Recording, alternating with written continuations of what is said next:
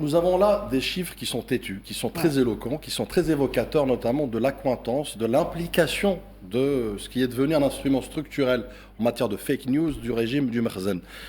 Juste rapidement, je vous dis, et c'est pas moi qui le dis d'ailleurs, c'est des éléments sourcés, vérifiables notamment, Meta, qui est Facebook, Instagram, qui a démantelé en décembre 2023, à titre d'exemple, un réseau opéré depuis le Maroc. 510 comptes, 32 pages, et 72 groupes accusés d'activités politiques hostiles contre l'Algérie et l'Union africaine. Source, encore une fois, Meta. Vous avez Twitter X, à titre d'exemple aussi, qui lui surenchérit et avec une enquête bien ficelée, entre 2022 et 2024, vous avez un cluster de bots opérant depuis Rabat et Casablanca, s'il vous plaît, ciblant les hashtags suivants, hashtag Algérie en crise, hashtag Tebboune, hashtag Hirak, hashtag Sahara. C'est pour vous dire qu'effectivement, ils aiment bien les hashtags concernant l'Algérie. Vous avez aussi ce qu'on appelle le media mapping. C'est très important. Qu'est-ce qu'il nous apprend? Il nous apprend aujourd'hui qu'effectivement, les affaires des incendies algériens en 2021, à titre d'exemple, le narratif FFS Mac a été né sur un compte Chouf TV, qui est un média marocain du Merzen qui est au service justement des fake news. Le 360 l'a exporté, je dis bien, vers Jérusalem Post. Oui. Vers leur grand maître pour le colporter, encore une fois, à travers les réseaux pro-marocains. Donc la crise diplomatique entre l'Algérie et la France. Figurez-vous que 74 articles ont été publiés sur le 360MA en 48 heures. Vous savez, c'est quoi? C'est une moyenne d'un article et demi par heure. Par heure, s'il vous plaît, dans une logique toujours anti-Algérie, bien évidemment. Parce que la déliquescence sociale et sociétale du peuple marocain, ça les intéresse peu.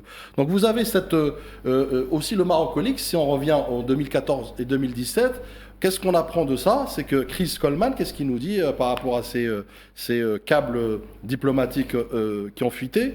Il y a un plan marocain de neutralisation de l'image algérienne dans l'Union africaine, dans l'Union européenne, à l'ONU et dans les médias européens. Donc vous voyez bien qu'il y a effectivement pas mal de chiffres éloquents aujourd'hui qui incriminent d'une manière directe, sourcée, informée, le Merzen dans sa gabegie, surtout sa guerre fratricide contre l'Algérie et sa crédibilité, sa légitimité. Et puis je finirai sur les volumes de campagne anti-Algérie. C'est très important aussi de rappeler ces chiffres. Entre 2022 et 2024, nous avons plus de 38 000 publications hostiles à l'Algérie, attribuable au réseau, encore une fois, marocain, et c'est le DFR Lab qui le dit à travers une enquête. 2023, nous avons 32 campagnes coordonnées menées contre l'Algérie, c'est Graphica qui le dit à travers une investigation.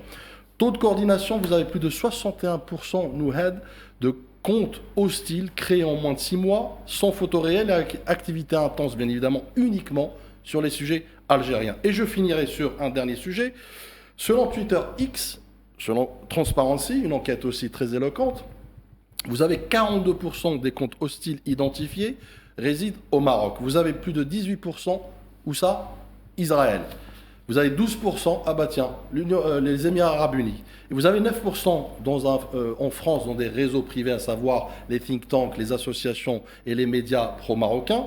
Et vous avez 5% en Espagne, mais attention, à Ceuta et Melilla, donc le Maroc, et 14% à travers le VPN. Tout ça pour dire, Nouhed, qu'effectivement, c'est un outil structurel que utilise le Merzen pour essayer d'atteindre une diplomatie, je dirais, de haut vol, une diplomatie qui est loin, mais très loin, aux antipodes de la diplomatie marocaine. C'est une diplomatie au service de l'humanité et de l'humain et des causes justes, comme la cause palestinienne, comme la cause sahraoui, comme toutes les causes des peuples opprimés.